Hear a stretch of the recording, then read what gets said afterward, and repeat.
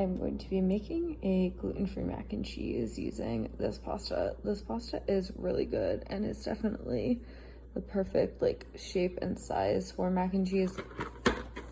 There's actually a mac and cheese recipe on the back of this box. I am not going to be using this recipe because that would be too easy, right? No, I'm not going to use it because I don't have the specific types of cheese that it calls for on the back. I don't have the pecorino, but I do have a bunch of other cheeses.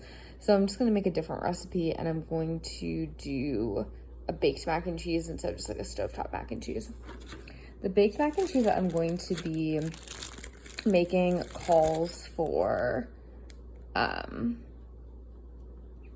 breadcrumbs. I do not have panko breadcrumbs, so pro tip, and ignore the expiration date on here. I actually froze the bread, so it's not expired, but anyway, pro tip, you can take just any sort of gluten-free bread, toast it, and then use a blender or a food processor to make your own breadcrumbs, and then you can add in your own seasonings.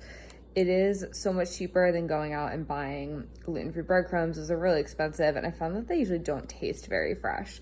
So definitely make your own breadcrumbs using gluten-free bread. It's a lot easier and a lot tastier.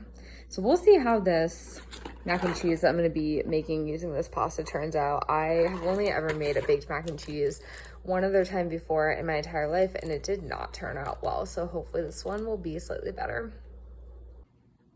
Just like to announce, like grating your own cheddar cheese, it's a huge pain in the butt. It's supposed to be better for you just because it doesn't have as many additives in it, but it is annoying. Also, check out this mini cheese grater. Maybe that's not helping the situation.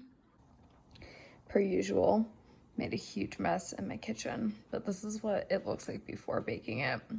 I did try some of it already. It's pretty good. So we'll see if baking it kind of like enhances the flavor and texture.